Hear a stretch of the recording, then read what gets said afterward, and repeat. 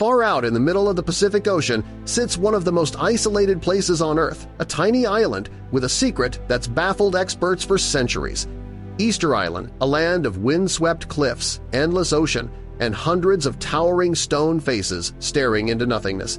They're called the Moai Massive, ancient statues carved by hand long before modern machines even existed. But here's the twist.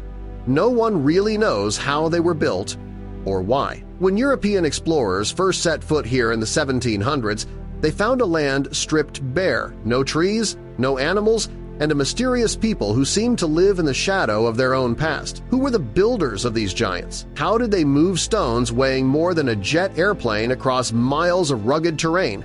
And what terrible event wiped out the civilization that created them? For decades, scientists, explorers, and conspiracy theorists have battled to explain it. Some say aliens helped, others claim the islanders destroyed themselves.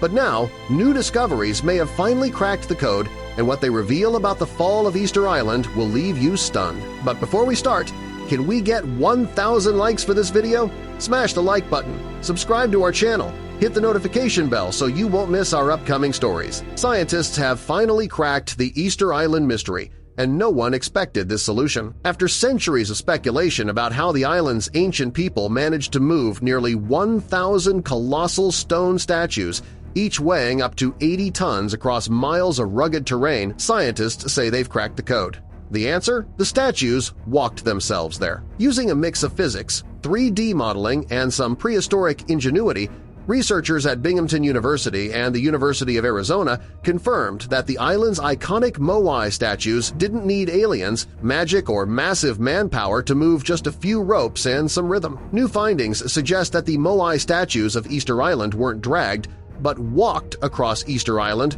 to their new ceremonial home. Once you get it moving, it isn't hard at all. People are pulling with one arm, said Binghamton University anthropology professor Carl Lipo, co-author of the new study. It conserves energy, and it moves really quickly. The hard part is getting it rocking in the first place. Their findings line up perfectly with Rapanui oral traditions, which have long claimed the statues literally walked from the quarry, where they were carved to their final resting places up to 10 miles away. Lipo and co-researcher Terry Hunt studied nearly 1,000 Moai and discovered that their curious design wasn't accidental. The statues' wide, D-shaped bases and slight forward lean made them more likely to wobble their way forward in a side-to-side rocking motion like a massive 4-ton conga line. The new study backs up ancient tales by the Rapanui people, who claimed that the massive stones walked to their new home before being carved with the Moai visage. Binghamton University. The physics makes sense, Lipo explained. What we saw experimentally actually works, and as it gets bigger, it still works. All the attributes that we see about moving gigantic ones only get more and more consistent the bigger and bigger they get because it becomes the only way you could move it. To put their theory to the test, the team built a 4.35-ton replica Moai with that signature forward lean. With just 18 people and a handful of ropes, they walked the statue 100 meters in 40 minutes, far faster and easier than dragging it flat on its back. The 80-ton statues were moved 10 miles from a quarry to the current site as early as 1100 AD.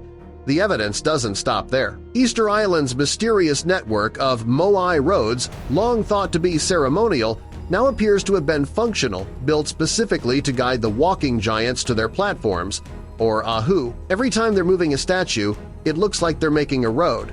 The road is part of moving the statue, Lipo said. These roads, roughly 15 feet wide and slightly concave, acted like ancient conveyor belts, steadying the statues as they swayed forward in a zigzag motion. Previous theories suggested the giant rocks were set upon a track of wood planks and dragged across the island. Some toppled Moai found alongside these paths even show signs of being rewrited by islanders, who clearly refused to leave a fallen comrade behind. For decades, experts believed the statues were dragged on wooden sleds, a puzzling theory for a treeless island. Lipo's walking model not only fits the physics, but it also fits the island's reality.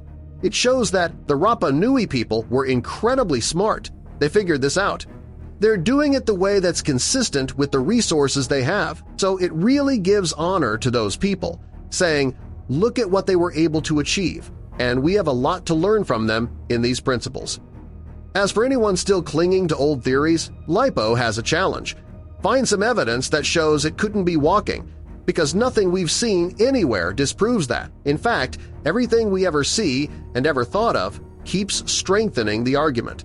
The new study proves that walking the statues would have been much faster than pulling. Looks like one of archaeology's greatest mysteries is finally taking a step in the right direction. The then-new Moai statue was uncovered in a dried-up volcano crater lake after a brutal drought drained the area, revealing the 5-foot-tall stone figure staring skyward. The volcanic island, about 2,000 miles off Chile's coast, is world-famous for its 900-plus moai, carved by the Rapanui people as early as 1100 AD. So, ultimately, when it came to moving mountains, the Rapanui just put one foot or statue in front of the other.